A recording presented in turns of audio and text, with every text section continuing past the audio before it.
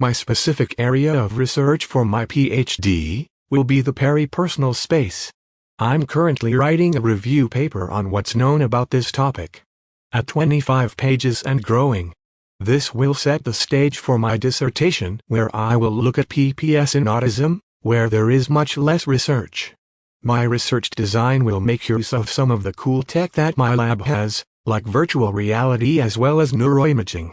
So what is peripersonal space? To begin, it's important to distinguish between personal space, which we are all more familiar with, and peripersonal space. Personal space is a social construct and the space maintained between two people. Peripersonal space, on the other hand, is a perceptual concept, like an invisible bubble surrounding our body. We tend to think of this as our very own actionable space. This invisible bubble of peripersonal space can be thought of as a both safety buffer and interaction space. You react faster to stimuli within this bubble. For example, the moment an errant ball enters your PPS, you will move, either voluntarily or involuntarily, to avoid the ball. Or, you will take the action to perhaps catch that ball. PPS shapes our engagement with the environment and is closely tied to individual body parts. So the PPS of our hand can overlap with the PPS of our arm. Which brings us to embodied cognition, which posits that our cognition processes are not just abstract computations, but are significantly shaped by our physical interactions with the world. This becomes evident when we consider PPS. Our immediate surrounding space dictates how we perceive, interpret, and react to our environment, directly embedding our cognitive processes within our bodily experiences. But, just as cognition isn't static, neither is our PPS. It has dynamic boundaries that change based on our actions and intentions. This can be explained in a few ways. One is in terms of body ownership, which is like our innate belief that this hand is mine. But when you use a tool like a stick, your body incorporates the stick and thinks of it like an extension of your arm, so you can reach that faraway object. So there is a link between space perception and the sense of body ownership. Fear shrinks our PPS, while an expanded PPS feels more empowering. It expands in the presence of friends versus strangers. All this means that there are translatable implications, where we can potentially help change or support the PPS boundaries. And, as we look towards the future, imagine artificial intelligence systems, or robots, that understand and adapt to human PPS, leading to interactions that are far more intuitive and human-like. The idea that PPS is a crucial sensory-motor interface that allows for adaptive response makes it important and relevant in the context of autism. I got interested in PPS as I feel it has an important role in a number of functional areas that impact us.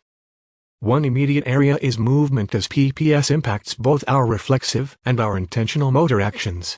Autism often presents movement challenges, from coordination difficulties, to unusual gait patterns, to issues knowing where your body is in space and time. These issues may stem from disruptions in PPS, our sensory representation of space. Interestingly, similar challenges are observed in conditions like Parkinson's, suggesting a common link. PPS also has a role in speech and communication, like perhaps in oral motor planning and execution of speech, in prosody, in turn-taking, and other issues.